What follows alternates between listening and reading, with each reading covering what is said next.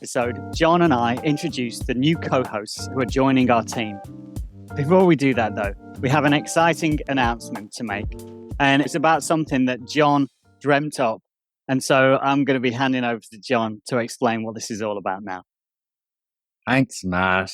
I suppose it was always in the back of my mind, how great it would be to get the podcast recognized and kind of established within the community. Yeah. Similarly to how we have journals, because I think the podcast has the potential, and we're already seeing it really, anecdotally, to be not only a resource for the public as we initially intended, but also very much a resource for people in terms of their learning. Yeah. TA as a point of reference. And we've already, Matt, been referenced in somebody's TAJ article. Yeah, that's right.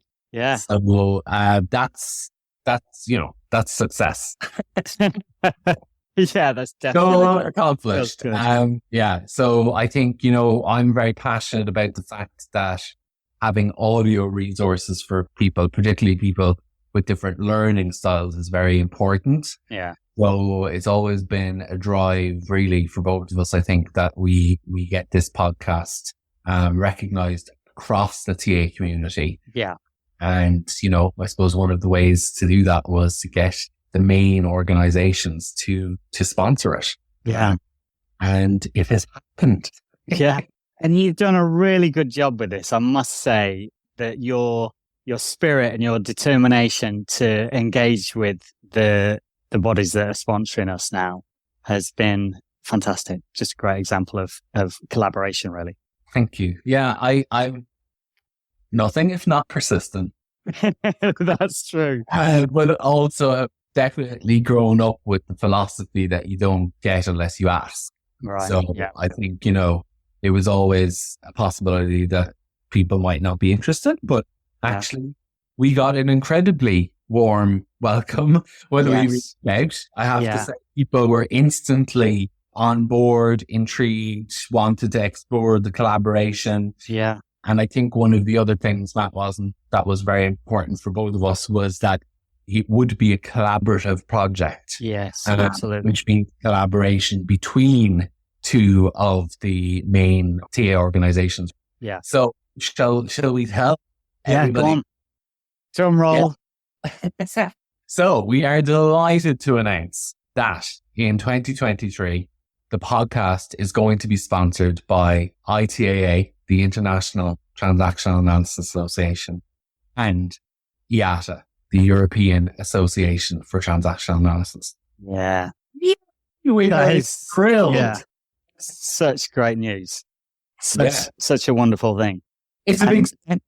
Yeah. And it means that each episode we will be announcing that they sponsor us.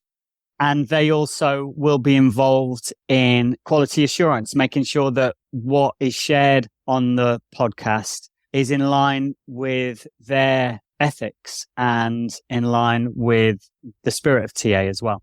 Yes, absolutely. That was also an important part, I think, of the whole project, really, was that it would be kind of oversight and to ensure that it was in line, the way it would happen with TAJ.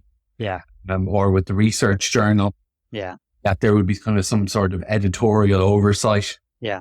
On the content. And I'm delighted to say that after, I don't know what it is, a year and a half maybe of working together, that's all happened. And obviously this all coincides with what we announced in the last episode, which is that I am stepping back. Yeah. And letting Matt take the reins. I just want to say a big thank you to all of the people who have been involved, and it has changed a little bit. The people who have been involved from the ITAA and EATA in order to have these discussions and conversations and talk about the sponsorship, talk about what the parameters would be and the financial support that they've given us. But especially, I just want to say a huge thank you to Steph Oates, who has been guiding us and helping us an awful lot with getting through this process and getting to the finish line. Steph, you have been wonderful and we're so grateful. Yes, absolutely. Has been the guiding light and has been so supportive of the whole project. And Matt, I think an article written by Steph will be coming in the script about this whole project. So there'll be more detail in there for people who are members and get access to the script. And also to say, you know, this has always been for the whole community. Yeah. So no more than ever, if you want to get involved, if you have ideas, please do email us. Matt and I are always so encouraged by the emails people send us of the ideas they have, or just to give us encouragement. So, yeah. And if you have got a little bit of time and you listen to the podcast, there are some things that I could really do with a little help with in terms of identifying highlights that we could post out as just little shorts and extra little bits and bobs in our social media feed. So yeah, if you've got a bit of time and you're able to support us, that would be much appreciated. Yes. Absolutely. Great. So now we're going to lead into what we previously recorded, which is the introduction to the new co-hosts. This is Three People in Your Head, a podcast about getting the best out of yourself and others. Co-hosted by Matt Taylor and myself, John Fleming.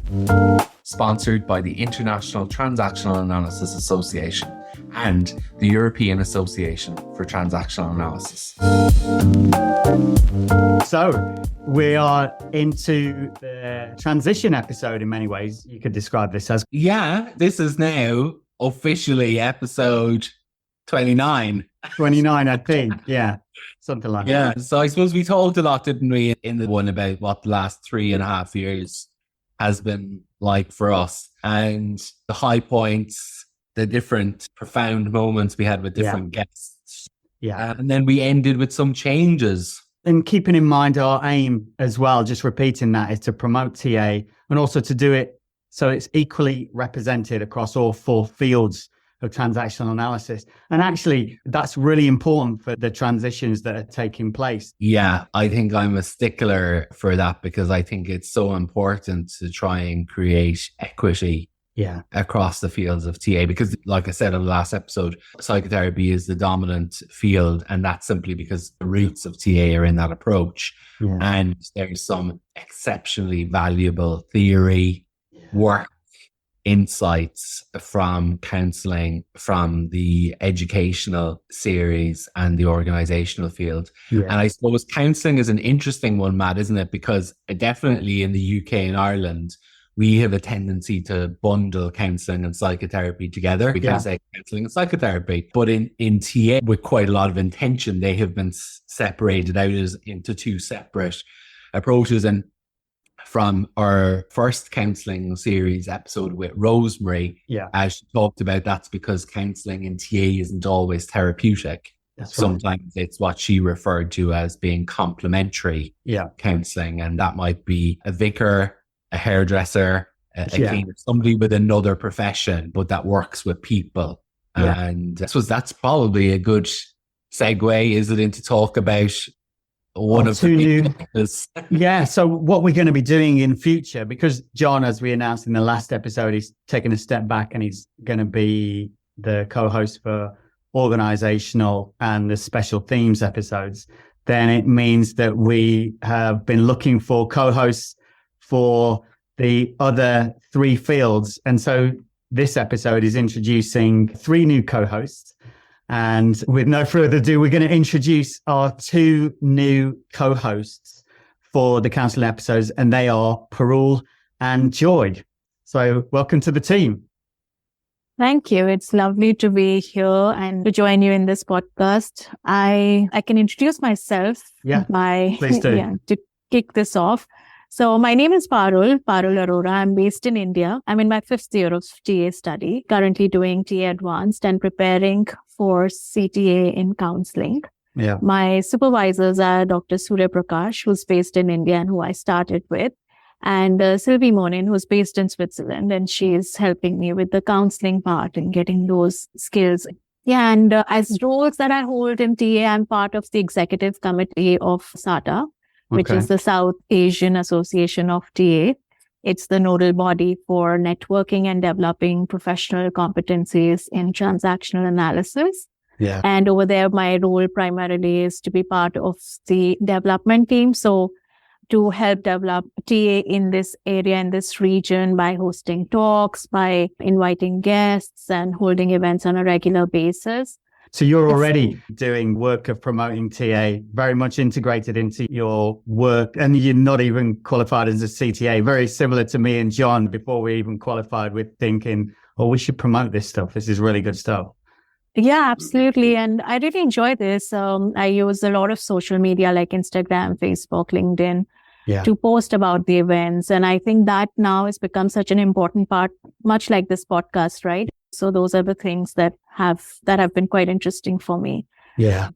I'm really interested, Parul, about how you found TA. That was one of the things that Matt and I talked about, our stories into TA in one of our very first episodes. So how did you first come across it? What was the attraction? Yeah. So I started volunteering with an NGO in India. And as part of that, I trained in the Carl Rogers way of counseling. So I started with people-centric work. I still volunteer 4 hours a week, at least, at that NGO.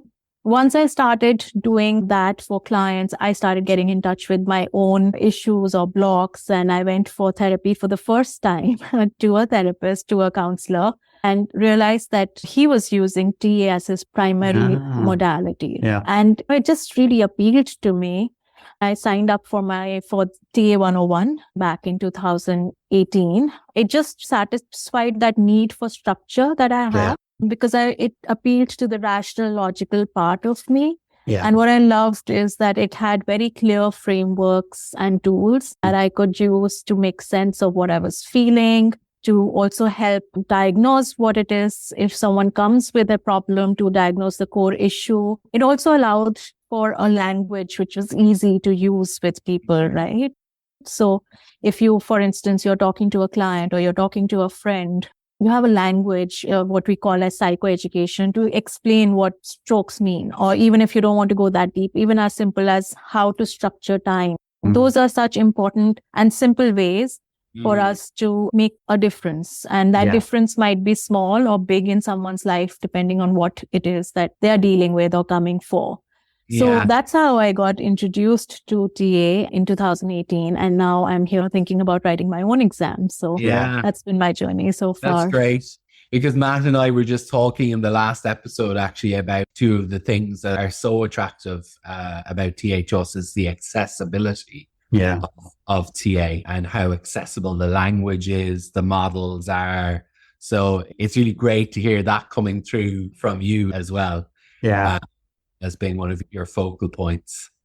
Yeah, and just simple words like discounts or strokes. And suddenly there's so much understanding when you think about the stroke economy. There's so many ways you can use that.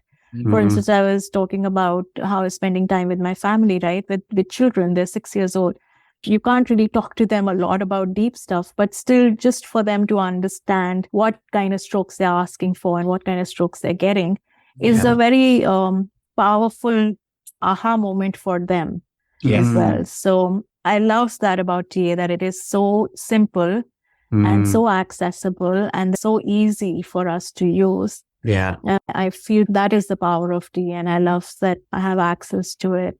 Yeah, I love that when I get to share a piece of theory with a client and I know in advance that this is going to really open their mind up to their current circumstance.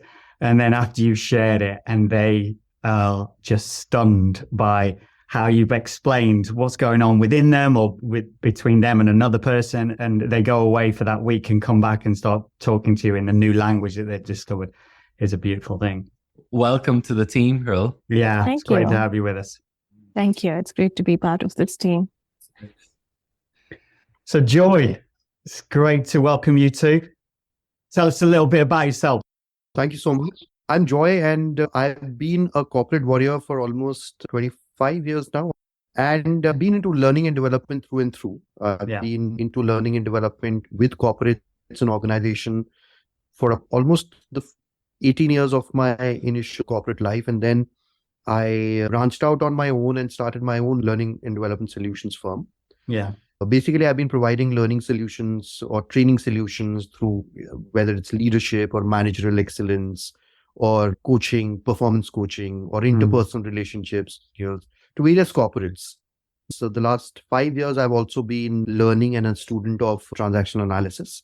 Yeah. And like Parul said, I'm also heading towards the journey of CTA hopefully really soon. But it's been a beautiful experience, a very good experience for me.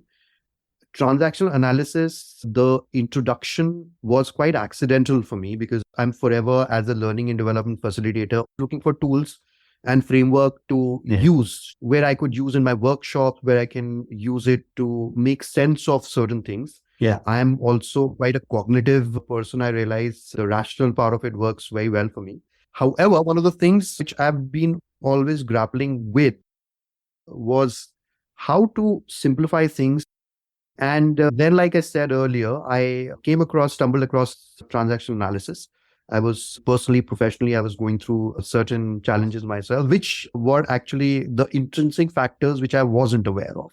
Yeah. As a father also, I was grappling with certain issues which I wasn't aware of. Yeah. I went there in all my naivety, exploring another tool, which I would be wanting to use to fix other people. And the first thing that happened to me was the three beliefs or the three pillars of TA. And I found it very empowering. The third philosophy, which says that at any point of time, we can change our destiny by changing our decisions or our choices. Yeah. It was such a simple statement. But for the first time in my life, it made me reflect upon certain things which I was really throwing it out in there in the world, which I was telling myself was stopping me because I didn't have any control. And I felt that it was time to reflect back. Yeah. And the first thing that I applied that to was when I came across the ego states was myself as a father. Because my son was 6 years old and I had quite a traumatic relationship with my father. And had made certain resolutions in my life that I will not turn into him with my son. And the first day of the session, I remember I walked out of that session, I realized that I'm being exactly like him. That was both a traumatic experience for me as well as an uplifting experience for me. And I remember I came back and that day itself, I had a conversation with my 6-year-old son. It's funny, but I had a very intense conversation with him and it changed everything for me. For the first time, I felt really authentic. I felt that if I needed to move forward, I had to be vulnerable and I needed to really examine myself and put it out there in the table for all my relationship for myself, first of all. That is how transaction analysis gripped me. Yeah. And that was after one day of training. One day of training. Yeah. It was really hard hitting. To be very honest, I wasn't very amused by the end of the day about myself. But I was blessed with very good trainers, be it Anna Shandy from Bangalore or Dr. Surya Kumar or even Sylvie. And I'm really blessed because I didn't intentionally get into the field of counseling, but I was blessed with my peers, including Parul. We've shared a group and the study group for the past 4 years now, Parul. And I think I've learned so much from them. I then decided that I'm already into organizational psychology in some way or the other. I've also done the coaching, gotten into the coaching field, and it would be a very good new skill to acquire in terms of the counseling. And as a coach, I was already applying it. I actually apply it in my training programs as well, through a lot of communication, interpersonal relationship, even leadership. I use it a lot of the ego states when I'm doing theater workshops. And I do a lot of theater. Yes, I am. That's something that is my passion, which I pursue. I use all the theater techniques also in my training programs. Yeah. I'm also I'm a hotelier, so I also do a lot of L&D with hotels. Okay. And I know the way, every time I come across people, in fact, next week, I've influenced a couple of people to go and attend TA 101. These are the training managers of 2 of my hotels. Excellent. And I've been sharing my experiences with them. And I'm really thrilled to be able to do that because and I only share my personal experiences and I don't have to sell it to anybody. Yeah. And that is what I find really powerful about TA. Yeah. That it's really so empowering and using my own personal examples as a learner, as in personal and professional life. I feel it's got such a huge potential. Yeah. And I feel a little frustrated that people do not know. Still, it's at a very nascent stage. We know what you mean. Yeah. And I just want to say, actually, that we are really excited to have both of you on board. And as John said, early stages, we recognize that you've got these 2 white European guys putting out a podcast that represents a body of work that's very international. And we're really excited to have you both on board, coming from a culture which is very different in many ways to Western European culture. We were sharing in the last episode just some of the insights that Anna Chandy offered to the COVID discussion and how helpful it was to see things from a different perspective. And so we're so happy that we've got you guys on board as individuals from another frame of reference, because we think that's going to only enliven and enrich the process and the conversations that we're going to be having with the TSTAs in the counselling field. So yeah, we're really happy to have you on board. Yeah. Thank you. And very excited to be a part of this group as well. So thank you, Matt. It's going to be great. Really excited about it. The next place, the slot we needed to film at was in the educational field. And the educational field is so dear to my heart because when I began studying EdTA with Giles, it changed my life as a learner. Oh my God. And so I'm so passionate about it. And although it's not my focus area anymore, it's really dear to my heart. So that's why it feels so fitting that we're bringing in somebody else to work with you, Matt, on that, whose heart also lies in the educational field. And we want to welcome Sarah Lowe's. Welcome, Sarah. Welcome. Thank you very much. Very exciting to be here. We're really pleased about the fact that you're joining the team, because I know you guys trained together, didn't you? Yeah, you had a year together. Yeah. And we've met before, haven't we? A number of different encounters across the Burn Institute. So we're really excited about having you join the team. So tell us a little bit about yourself. I've just been sat here listening to Joy thinking, oh, I do that. Oh, I do that. I don't know how our paths haven't yet crossed, Joy, but professionally, I work as an executive coach or delivering development programs in organizations, primarily in the United Kingdom. And I've been working in learning and development for about 15 or so years. But that wasn't the original plan. The original plan, decided age 10 years old in Stratford-upon-Avon, was that I was going to be a rich and famous actress and have an Oscar by the time I was 30. And those of you who can see me now will be able to assess fairly quickly that I'm somewhat behind schedule on that particular target. I did go to drama school, and I got a temp job after I left drama school in the early mid-2000s. And a manager in that role noticed that I was really good at training new starters in the nuances of the role. We were correspondence officers, so it was about coming to a decision.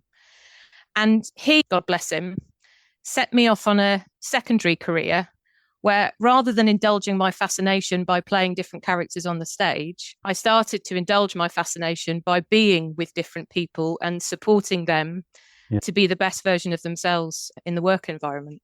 Love it. And I come from a family where we've always been fascinated by people. My mother, funnily enough, was a drama teacher in primary school. Hence where you get that. Hence where I get that from. And so we've got actors on the team now. Yeah. Great. Yes. And my dad's a retired minister in the United Reformed Church in the United Kingdom. So he's always been very much about the sitting beside people whilst they are going through the most wonderful experiences in life and also through the most difficult experiences in life. They've both heavily influenced my interest in people, whether that's on stage or off stage. Yeah. How did you first come across TA then? What was your introduction? The interesting thing is you mentioned the fact that John and I have trained at the same institute. John and I were actually introduced to transactional analysis by exactly the same person, but John and I didn't meet for about 5 or 6 years after this particular event happened. I was working in an organization where I was responsible for learning and development. And we got a company to come in and deliver a leadership program to the senior leadership team. I supported the delivery of that with the guy who came in to facilitate it, who, to cut a long story short, became a professional mentor for me. He was also probably around about the same time delivering a leadership program for an organization that John was working in. And he's trained in transactional analysis. And I don't particularly in those early conversations remember him talking to me about it. But a couple of years after I met him, I ended up going self-employed and starting my own company. I became an associate of his company, and he asked me to support the delivery of a 4-day residential leadership program that he facilitated with a colleague. And on day 3 of that program, the delegates were introduced to ego states. And it was a colleague of ours who did that session. And I must have listened to Brian in that sort of first 18 months do that session about 40 times, to the point where I could quote his script back to him better than he could. And I was pointing out, I said, oh, you didn't tell that story today when he did it. And I noticed two things. One was every time he ran it, you just watched the light bulbs going on above everybody's heads and people having sudden realizations. And very much like Joy was just saying, not just about the professional stuff, but also about dynamics in their personal relationships, why sometimes they tended to take that sort of a tone as a manager because of maybe something they'd experienced growing up. Yeah. The other thing, though, that really struck me was, despite the fact that I heard it 40 times, I never got tired of it. Yeah. And every time I was suddenly thinking, oh, hello, maybe that's why I do that. I was experiencing these realizations for myself. And I went into training both because I really wanted to explore this more for me, and also because I wanted to be able to use it with my own clients. And I wanted to be trained in doing that because I was mindful that there are some real depths you can go with TA. For all that it is apparently quite simple, the diagrams are always easy to get your head around. There are also some depths to that. And I wanted to be able to show care for my clients in exploring these depths for them, where I'm primarily working in an organizational environments and making sure that I do so appropriately so that they can then go back to work and use it effectively with their own people. Yeah. Wow. It's great, isn't it? I love that story of you being able to hear it 40 times and still not get bored of it. Oh, I loved it. Feel very similar. And actually, one of the things that I love about my role is being able to share it. I never get bored of sharing it because, like you say, you nearly always see light bulbs go on, this moment of wonder where people realize. So fantastic. Very much so. It's great. Really happy to have you on board. Oh, I'm really so looking excited. forward to us doing the education episodes together. Yeah. And actually, one of the things I need to account for is we don't have a co-host yet for psychotherapy. But that's okay because we have done more psychotherapy episodes currently than any other. And so I have a bit of time to find the co-host for that. Also, to put it out there now, is that we're probably looking for someone international. Yeah. To bring more diversity, just to put that out there. Interested, we're accepting applications. Yeah. And an application doesn't mean you're in, but we're accepting applications. Yeah. Brilliant. Yeah, we'd love to hear from you if you're interested in co-hosting some of the psychotherapy episodes in the future. Over the next 12 months, really, we're going to be focusing on catching up with the episodes, mainly with counseling. And I think after that, Org and Ed will be doing a few of those. We don't really need to record any psychotherapy episodes for a little while, just in order to bring about that equity, because we really do want to have a situation where we represent all four fields equally. So I thought maybe we could have a little group conversation about what's of interest to you when we have conversations with people who are experts in the fields. Is there anything that you are particularly interested in, or anything that you would particularly like to have put out there into the world that would pique people's interest in TA? So I would like to say that personally, what really grips me is, even when it's an expert, what really makes a difference and what I'd like to hear is people's personal account or a lot of examples about the application of TA. Yeah. What a lot of people also resonate with is the application in my personal life as well, as a coach, as a leader, as a trainer, or as a counselor. Whenever I've shared my experiences about how I've applied it and how certain concepts have made a difference to me, that really creates a lot of engagement, because I feel, being from a learning and development field, and whenever I hear the name expert, a lot of people assume that there's a person who's going to come and give you sermons. And it turns it around when a lot of people share about their application or even examples of other people. Yeah. It really grips people and it influences rather than, it's like a pull approach rather than a push approach. Sure. So that is something that really fascinates me. Yeah, great. And actually, I think some of the best moments of the podcast have been those moments.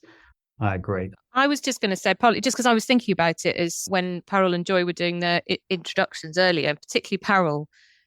Parul and I do very similar work, but we're not in the same fields at the moment. We're not studying this. I mean, I have studied Org TA, but I'm going for my CTA in Ed. And I'm curious about how people have chosen the fields that they've chosen. Now, this might just be a sort of side conversation during an episode, but I guess it is born out of a bit of a feeling like I had to choose whether I was ed or org in terms of deciding which field. And I was like, can't I be both? It has helped me to come to a conclusion around the fact that my fundamental passion is learning and the learner and their journey. I'm interested in that more systemic organizational view, and it's nice to be able to pull back. But at the end of the day, my passion is actually the conversation and the impact on the people who are in the room with me, which is why I have ended up going down the educational route. I've done a diploma in org, but I'm doing the CTA in ed. So I think there's something interesting about how people's journey to their field and how they feel about the classifications and all that kind of stuff. Yeah, I think that's really interesting. We know Giles has some very strong opinions about that, for example, such as a lot of people end up qualifying in psychotherapy because they don't realize there's other fields, even though they might be more suitable for them given their past career experience. That's one thing. In the UK, especially. In the UK, yeah, exactly. I don't think that's so relevant internationally, probably, but in the UK, definitely. And for me, Sarah, I think it's been a very long journey of trying to figure out, which one. And even then, it's like, I still don't know if I'm still actually very clear, but I know that this is the right starting point because it is where the majority of my work is or has been. And I might do another one afterwards. And one of my supervisors has been actually very helpful more recently in that because they were very directive. And I think I was actually looking for that. And they said, John, do your organizational CA first. And then do educational afterwards. And if you really want to do psychotherapy in the future, do that last. Yeah. And I actually just really needed that. Yeah. Just really needed somebody to not be like, what do you think? I've had a lot of that. I needed that kind of, this is how I see it in my wisdom. And I found that really useful. But I think you raise a very interesting conversation there. And I'm thinking, Sarah, that could be a really cool special themes episode. Yeah, that's a great point. I also like the way that your supervisor framed it, which is do this first. So in some way, you don't have to just pick something that's forever, but it's a good way to start knowing what you're going to apply the most. And learning, like you said, since you said you're a learner, eternal learner, there's no end to it, right? You can do all four. You've got lots of... Exactly. Yeah. And she was like, you choose the easiest one first, or not the easiest field, but the easiest one for you. Makes sense. Yeah. And for me, what's interesting is, and I think you could argue this from any one of the fields, maybe not any one of the fields, but education is across all of them because we're all learners and we're all getting educated. And then our intention actually in all fields is to educate in some way or form. And yeah, it is a fascinating... Education is king. Or queen. Yeah, let's not all get carried away. Well, I think Joy was just going to say something there. I found it very, very interesting what Sarah said. And even John said, in fact, my experience will be completely different. Everything my professional life and everybody else told me to go with organizational TA. And I happened to find a group where everybody was into counseling. I've never been trained at counseling. I've been a facilitator. I've also done a coaching certification. And everybody told me not to go for counseling. But somewhere along the line, I trusted my gut feeling because it came out calling to me and I went with counseling. And I think I made the best decision that I could. Very interesting question. How do we get into what we are doing? Yeah. Absolutely. I think just inspiring so much conversation within us between counseling and psychotherapy. I struggled as well to decide. And I don't think my mind's completely made up if I'm going to just do just one or follow it up. So, I think it'll make for a great episode. Yeah. Another thing, since you asked, Matt, was about different types of frameworks and how they've evolved, or different people have imagined or reimagined certain things, like the same discount matrix can be done with the steps to success and things like that. So for me, when I'm listening to an expert talk, it's really interesting to also discover frameworks which look at something we know already in a different way. Yeah. And looking at how various people have interpreted. Yes. I think that can be a very interesting approach, just to know that kind of stuff. And it allows you to think of your own models, and it inspires you to think of how this is a very dynamic, co-creative thing, really, TA. And depending on the client and the practitioner, you can evolve methods and tools and techniques which might inspire other people. Yeah. One of the things I find really interesting about the episodes that we record normally, then it's fantastic that you guys are going to be part of this, is that it is very co-creative and emergent. We do, as we've said, we have this loose structure of questions that we might ask, and so much comes out of conversation. The co-creative approach, that it's in dialogue and it's in relationship, that new discoveries are made or insights are had, and that we establish ourselves. It's great. Even just having this conversation here, I'm loving this. We're going to be able to do this in the future as well. Yeah. It's great. Yeah, I agree with Parul, because sometimes I work with clients and I also like to make them part of the process of the framework. They understand the drivers.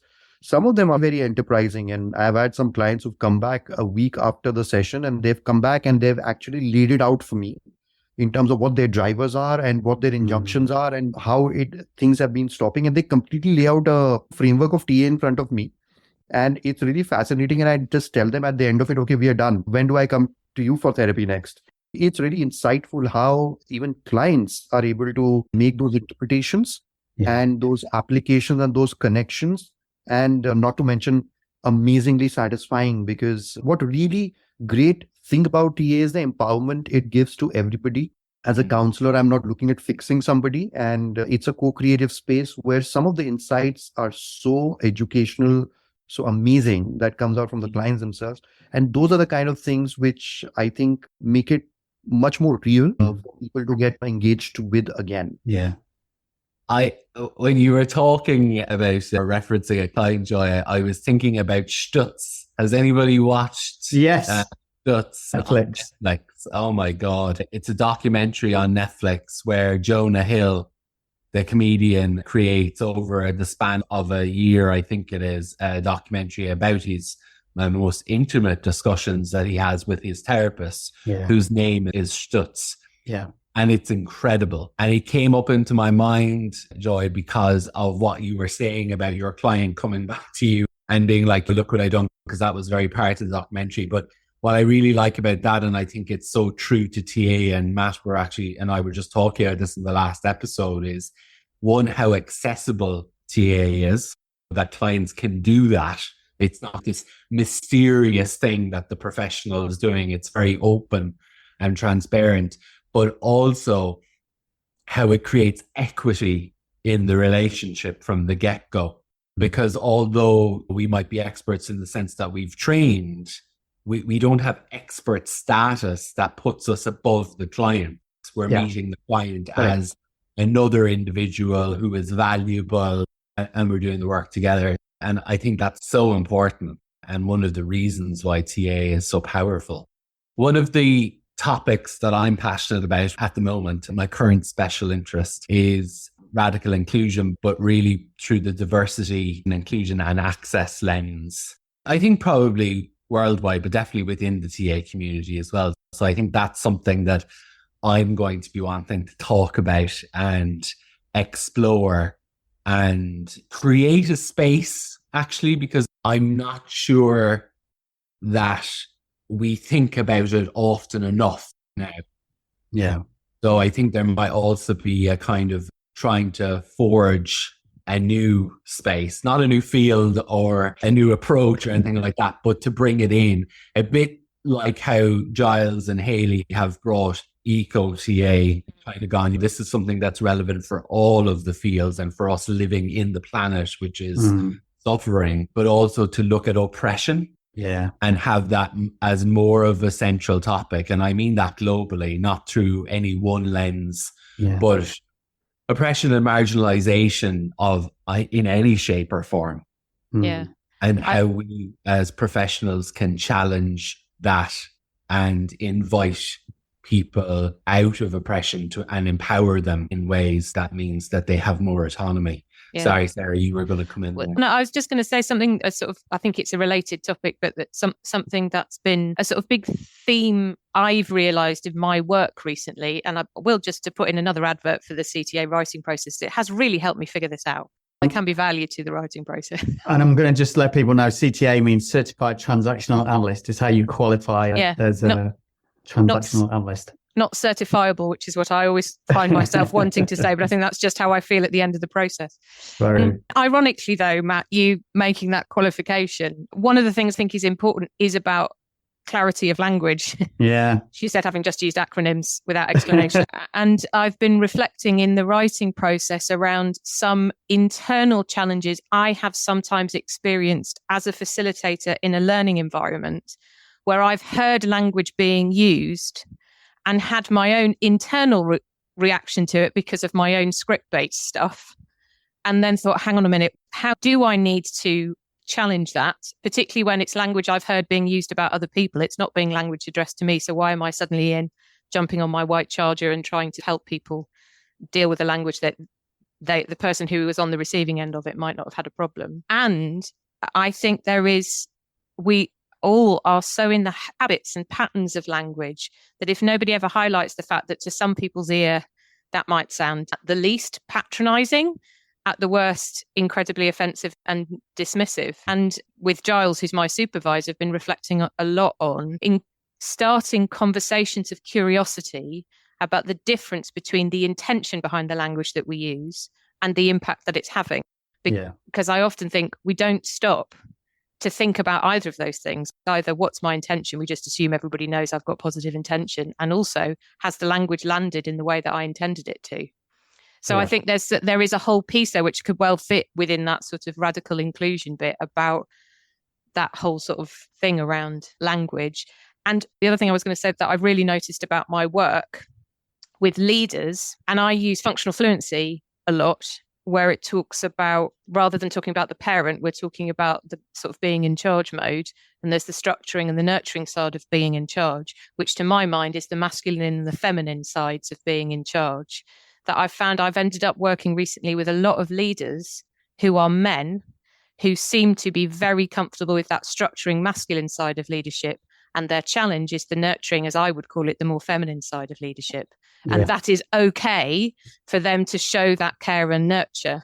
So I don't know quite where that would fit in somehow, but I do think there's something interesting in that, particularly when we're in an age where what does masculine and feminine, what does it mean to be a man, be a woman? There's so much change and challenge around that, which I think is really important. And what does that then mean for a leader in an organization? Yeah, I was just going to come in on that because I think that does belong in radical inclusion. It's probably not the only place it belongs, as in it definitely has a place to take up in that conversation too. And I've been having some really interesting conversations lately around that topic because somebody gave me some feedback that was even challenging for my frame of reference and how I see the world. I was a bit like, oh, okay.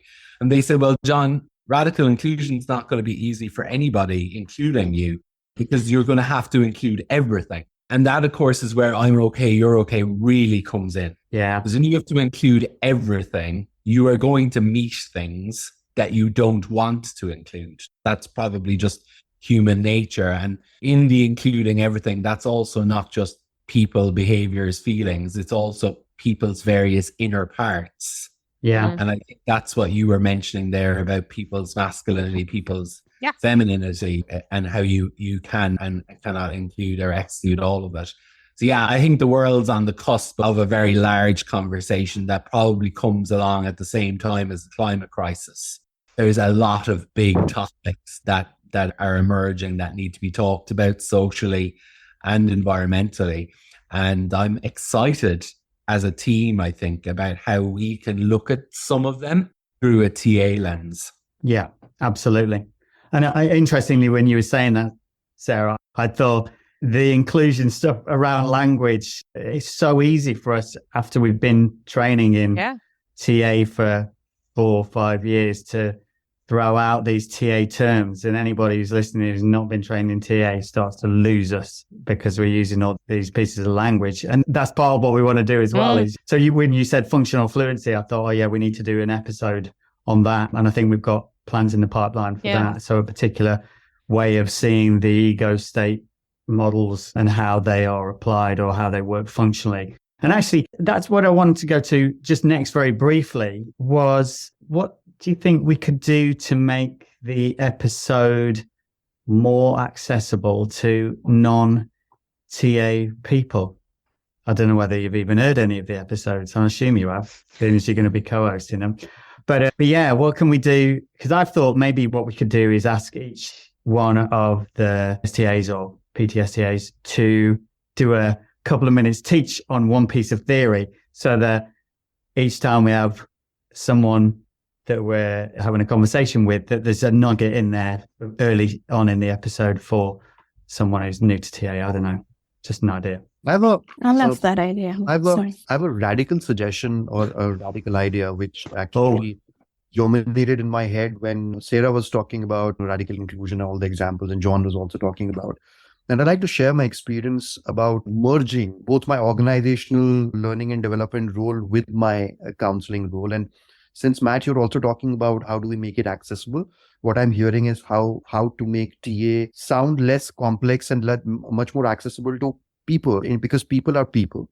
And interesting part is that while the last 5 years I've been working with TA and I've been designing a lot of communications or interpersonal relationships or conflict handling. So what I figured out is there's an external process for doing things, even for communication, and there's an internal process.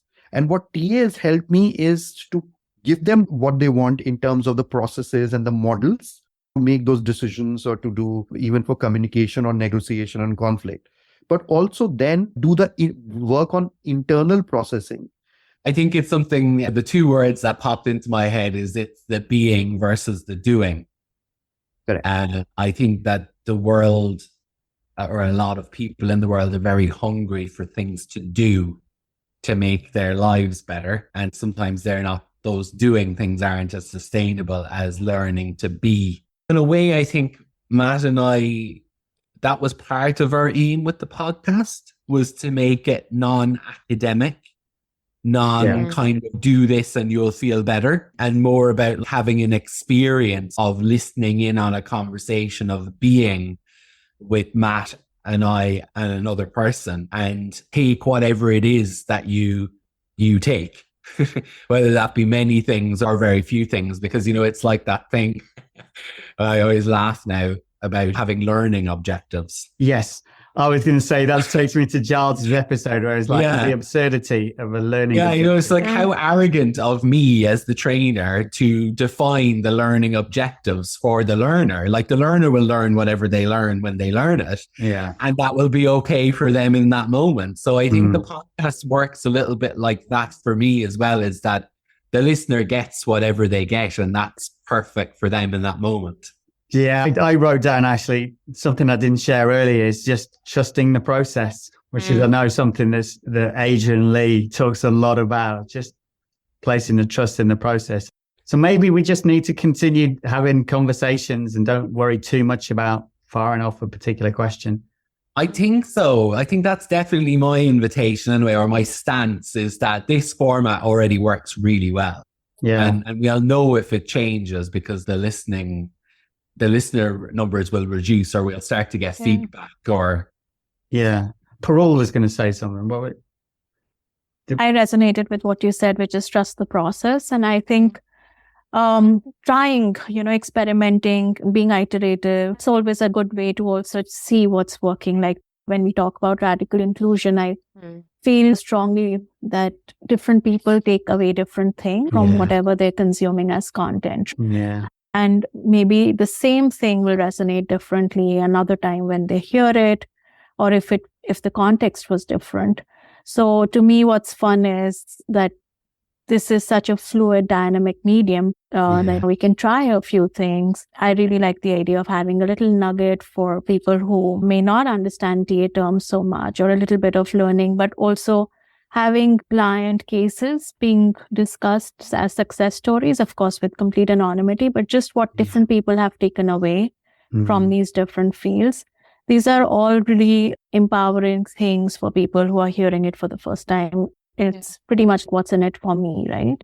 I personally feel that we can experiment with some of these different things with the duration. I think Matthew and I talked about how long the podcast is. Sometimes I decide which one to hear depending on what I'm doing. So if I have a 40-minute commute or a 40-minute walk that I'm going for, I want to pick something that's going to fill that time. So just playing around with those kind of things, I feel that we'll start to see what's really resonating for people. Yeah, that's a good point. In the spirit of authenticity and with a little sense of humor, thanks, Matt, for pointing out the learning objectives bit, because in the past I've been guilty of it myself. I think we all have. Definitely. Yeah. The re-education for us all. Yeah, that idea. This is what you're going to learn. And actually, I love that point you said, Parul, about how at different times and different contexts, we take different things away. I know I've listened to some of the podcasts that we recorded earlier on. I listened just recently, actually, for a highlights episode that we've just recorded. And what was shared meant something very different, or I noticed, or things were highlighted for me because of change in the context of a few years of my life. So I guess we should be bringing this episode to a close. We could probably chat for hours about our experience of TA and all the wonderful ways in which it's influenced us and the way it impacts our clients and our work. But we first of all just want to say thank you for being part of this to all three of you. We are really excited about seeing what will emerge in the long term. Likewise, it's exciting to kick this off, and I think we will end up talking for hours in the next few months. But it's good to be here together as part of one team right now. As always, if you found anything in today's episode interesting, please feel free to reach out. You can visit our website, which has lots of information and resources, transactionalanalysispodcast.com. You can connect with us on all major platforms, Instagram, Twitter, LinkedIn, and Facebook. And you can email us at 3peopleinyourhead@gmail.com using the number 3 rather than the word. If you aren't already, please follow us wherever you get your podcasts from. Thanks for listening. This is sponsored by the International Transactional Analysis Association. You can find more information on the ITAA at www.itaaworld.org. and the European Association for Transactional Analysis. You can find more information on EATA at www.eatanews.org.